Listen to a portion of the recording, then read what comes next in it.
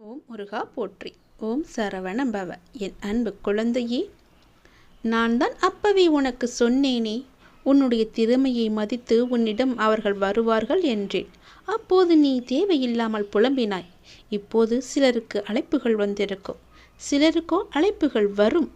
திறமையை தேடி வர ஆரம்பித்திருப்பார்கள். அதனால்தான் வீணாக கவலைப்படாமல் உன் திறமையை அதிகரிக்கச் சொன்னேன்.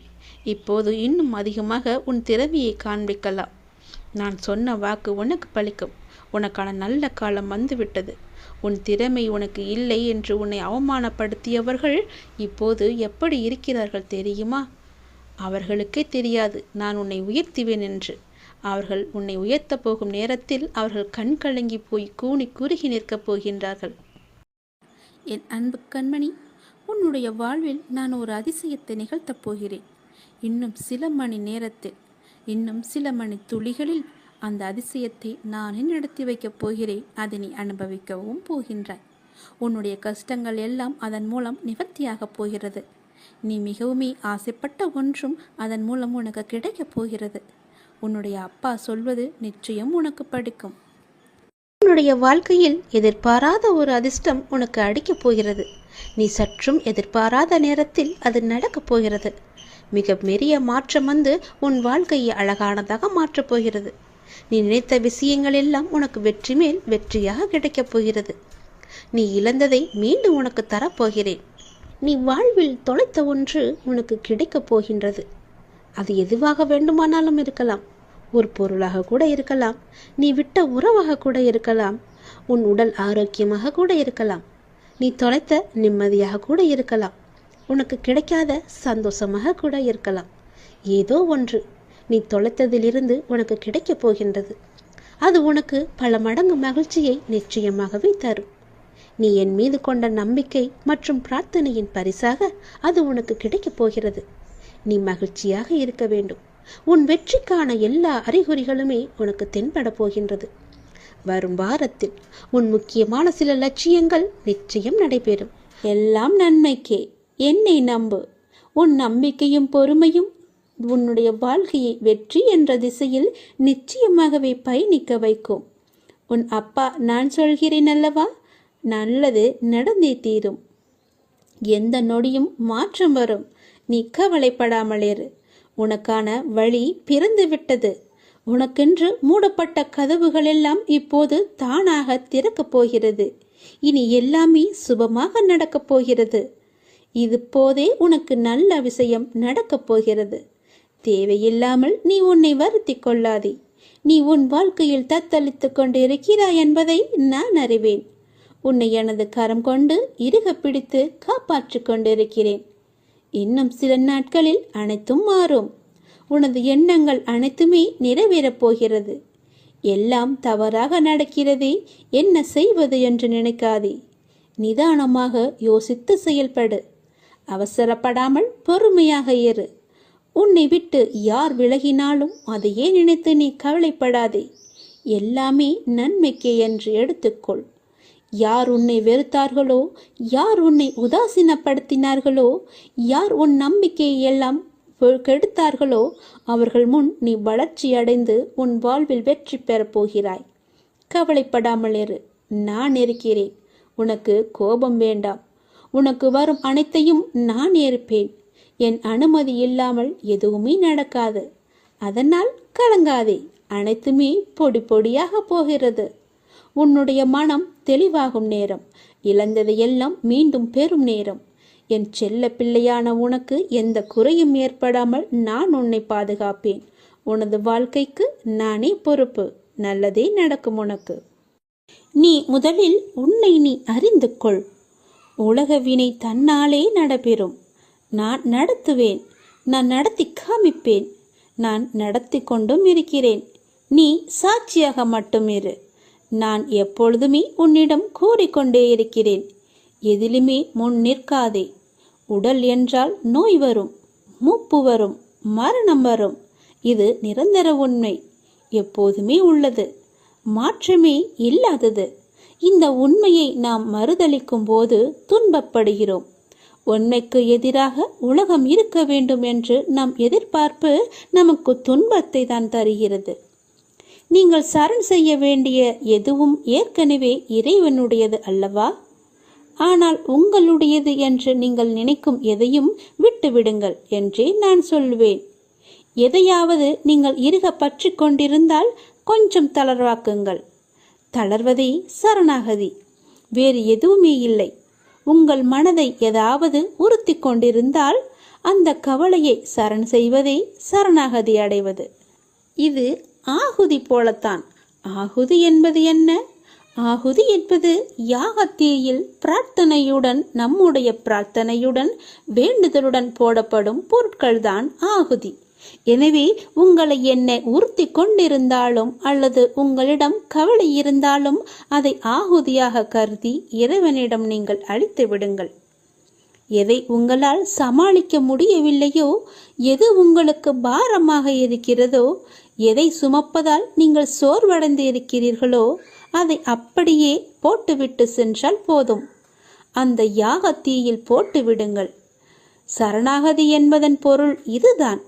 இல்லை என்றால் சரணாகதிக்கு என்ன இருக்கிறது? உங்கள் உடம்பு என்பது இறைவனுடையது. உங்கள் மனம் கூட இறைவனுடையதுதான். எல்லாமே இறைவனுடையது. ஆனால் இது உங்களுடையது என்று நீங்கள் நினைக்கிறீர்கள். எனவே எல்லாமே போகட்டும். இறுக்கம் தளர்ந்து புன்னகை செய்தால் போதும், எல்லாமே சாதாரணமாகிவிடும்.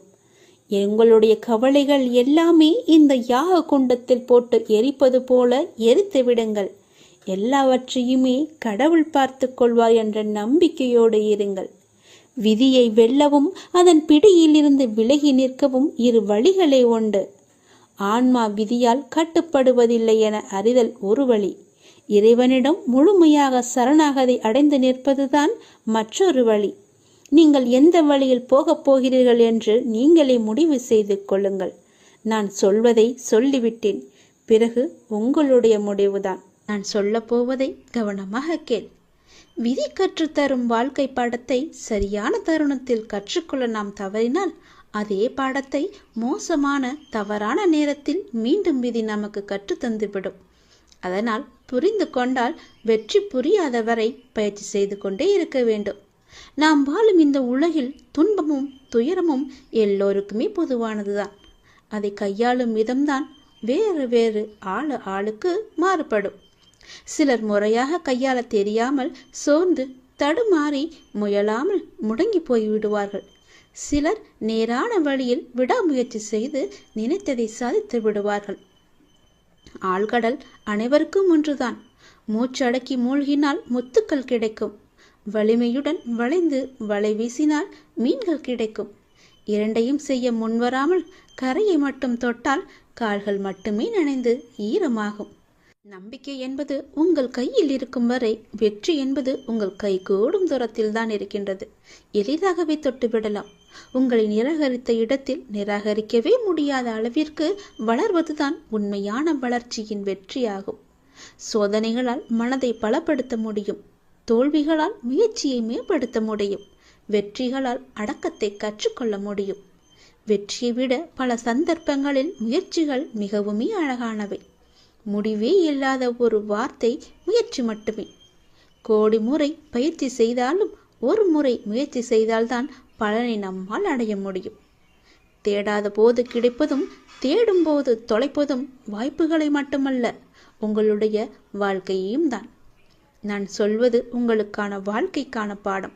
இது நீ எடுத்துக்கொள்வதும் எடுத்துக்கொள்ளாமல் கைத்தட்டி விட்டு போவதும் உன்னுடைய மனதில்தான் இருக்கிறது. அதை நீ எடுத்துக்கொள்ளும் விதத்தில்தான் இருக்கிறது. நான் சொல்வதை ஒரு முறைக்கு இருமுறை கேட்டால் உன் வாழ்க்கை நல்லபடியாகவே அமையும். எந்த சிக்கல்களும் இல்லாமல் அதை நகர்த்தி கொண்டு செல்வதற்கான ஒரே வழிகளை தான் நான் இப்போது உனக்கு சொல்லிக் கொண்டிருக்கிறேன். தனியாக நீந்தி கரை சேர கற்றுக்கொண்டால் உங்கள் எதிர்காலத்தை நீங்கள் வளமானதாக மாற்றலாம். தொடர்ந்து செயல்பட்டு கொண்டே இருங்கள். வெற்றி கிடைக்கவில்லையே என்று ஓய்ந்து போய்விடாதீர்கள். ஓய்ந்து போய்விட்டால் உன்னால் எதுவுமே செய்ய முடியாது. முயற்சி செய்து கொண்டே இரு. கண்டிப்பாக வெற்றி கிடைத்தே தீரும்.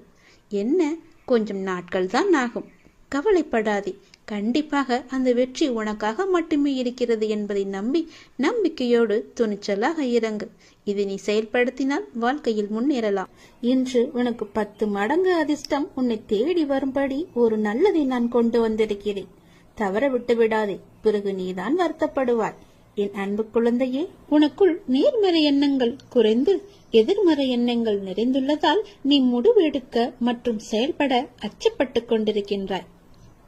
நான் உனக்கு துணையாக இருக்கும் என்று எப்படி தைரியமாக முன்பு முன்னேறுவாயோ இப்போதும் அது போன்று நீ முன்னேறி செல்ல முயற்சி செய்.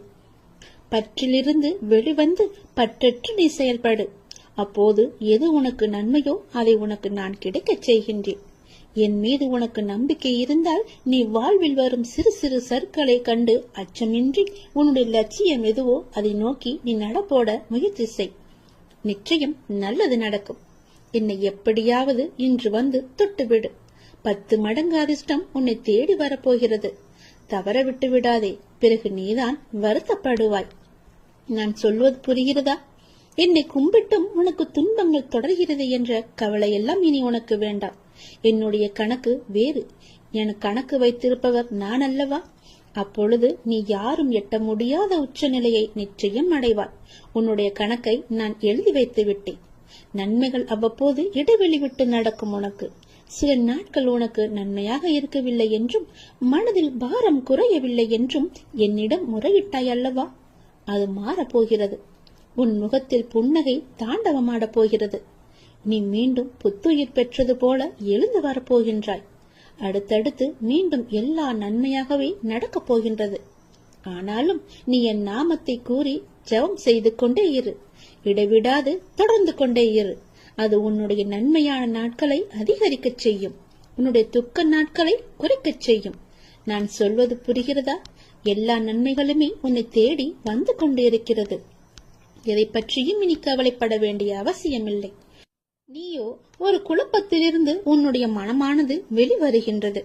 மீண்டும் வேறொரு குழப்பத்தில் சென்று மாட்டிக்கொள்கிறது. இது எதனால் என்று யோசித்து பார்த்தாயா? இது எல்லாமே நீதான் காரணம். வாழ்க்கையில் நிகழ்வுகள் தொடர் சங்கிலியாக நிகழ்ந்து கொண்டே இருக்கும். என்னை நம்பி இருக்கும் உன்னை ஒவ்வொரு பிரச்சனைகளிலிருந்தும் நான் அடுத்தடுத்து விடுவித்துக் கொண்டுதான் வருகின்றேன். ஆனால் நீதான் அதை உள்மனதாக ஏற்றுக்கொள்ள முடியாமல் தவித்துக் கொண்டிருக்கின்றாய். இன்னும் என் பிரச்சனை முடியவில்லை என்ற கோணத்திலேயே நீ என்னை பார்த்து கொண்டிருக்கின்றாய்.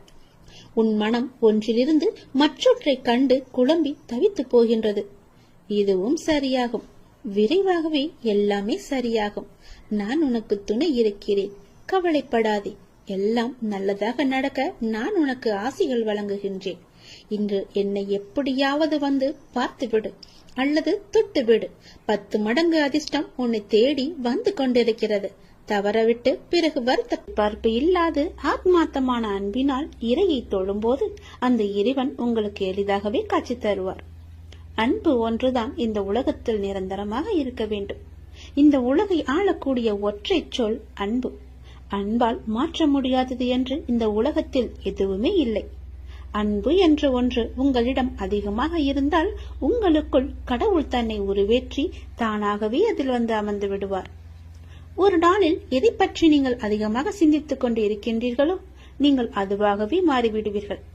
முடிந்தவரை கோபம், பொறாமை, வெறுப்பு போன்ற எண்ணங்களை விடுத்து அன்பால் நிரம்பி நல்ல எண்ணங்களை மனதால் நீங்கள் சிந்தியுங்கள். நாம் அளிக்கும் அன்பை மீண்டும் எதிர்பார்க்கும் பொழுதுதான் நாம் ஏமாற்றம் அடைகின்றோம். எந்த எதிர்பார்ப்புமின்றி நீங்கள் அன்பு செலுத்துங்கள். எந்த நிபந்தனைகளும் இன்றி எதிர்பார்ப்புகளும் இன்றி எல்லோரிடமும் அன்பை அளியுங்கள். அப்பொழுது உங்கள் உலகமே உங்களுக்கு புதிதாக தோன்றும். குறிப்பாக பார்த்தால் உங்களை நீங்களே அளவற்ற அன்பு செய்யுங்கள். உங்களை நீங்களே அன்பு செய்தால் தேவையற்ற எண்ணங்களை உங்கள் மனதிற்குள் திணித்து உங்களை நீங்களே கஷ்டப்படுத்திக் கொள்ள மாட்டீர்கள். உங்களுடைய ஆரோக்கியத்தை கெடுத்துக் கொள்ளவும் மாட்டீர்கள். உங்கள் ஆரோக்கியம்தானே உங்களுக்கு நல்லது. அன்பு குறையும் பொழுதுதான் குற்றங்கள் பெரிதாக பார்க்கப்படும்.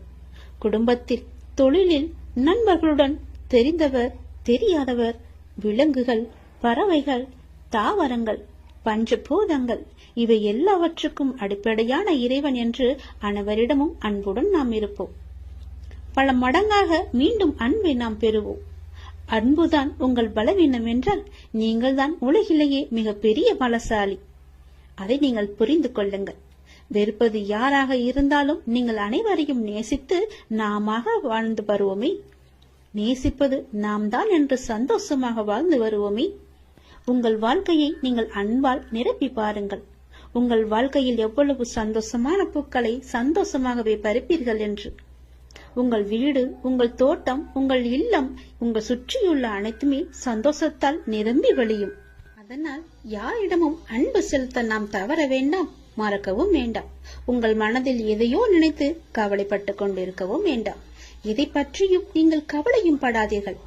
என்னை நினைத்து உங்கள் வீட்டில் ஒரே ஒரு விளக்கு ஏற்று. உன்னுடைய மனநிலையை நான் மாற்றி காமிக்கின்றேன்.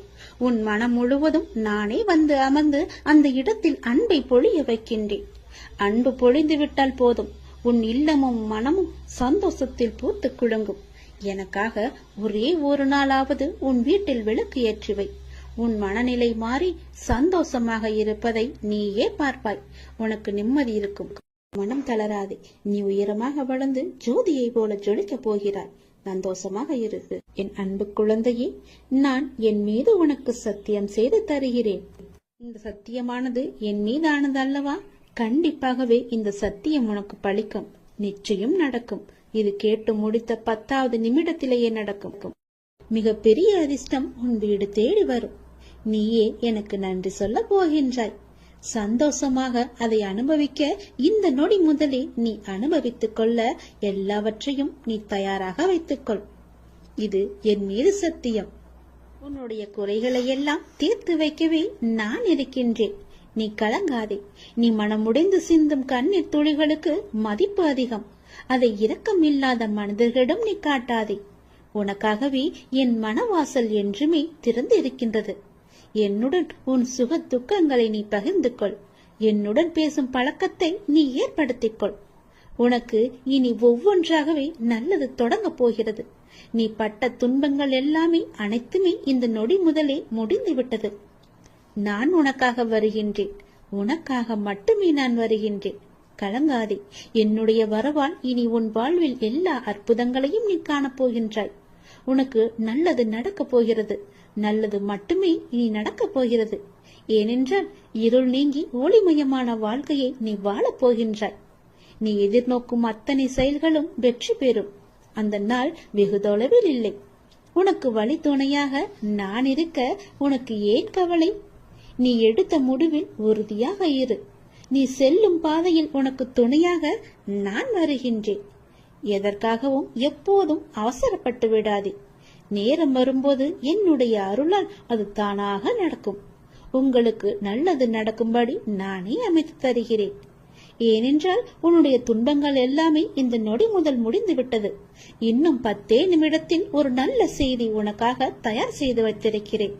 அது உன்னிடத்தில் வந்து சேர்ந்துவிடும். உன்னை நான் எப்போதுமே கைவிட்டு விட மாட்டேன். என்னை பார்க்கவில்லை என்று புலம்பாதே. நான் உன்னை பார்த்து கொண்டுதான் இருக்கிறேன். உனக்கு நல்லது நடப்பதற்கான வேலைகளை நான் தொடங்கிவிட்டேன். நீ சந்தோஷமாகவே இரு. என்னை தேடி நீ வர முடியாத சூழலிலும் உன்னை தேடி நான் வந்திருக்கின்றேன். நீ வாடி நிற்கும் போதெல்லாம் நான் ஏதோ ஒரு ரூபத்தில் உனக்கு வழிகாட்ட நான் வந்து அருள்வேன் உனக்கு. எனவே நீ எதை பற்றியும் எந்த கவலையும் பற்றியும் நீ கவலைப்படாமல் உன்னுடைய லட்சியத்தை நோக்கி நீ முன்னேறி கொண்டே இரு. இந்த ஆண்டில் உன்னுடைய லட்சியம் எல்லாமே நிறைவாகி வெற்றி பெறும் நாள் கண்டிப்பாக உனக்கு கிடைக்கும். சென்ற ஆண்டில் உன் கையில் வந்து சேராத வெற்றி இந்த ஆண்டு உன் கையில் வந்து சேரும். நேர்மறை எண்ணம் உனக்குள் எப்போதுமே இருக்க வேண்டும். நல்லது நடக்க நான் உனக்கு துணை இருக்கின்றேன். இது என் மீது சத்தியம். நிச்சயம் நடக்கும். 10 நிமிடத்தில் உனக்கான அதிசயம் நடைபெற போகிறது. சந்தோஷமாக இருக்க போகிறாய் நீ.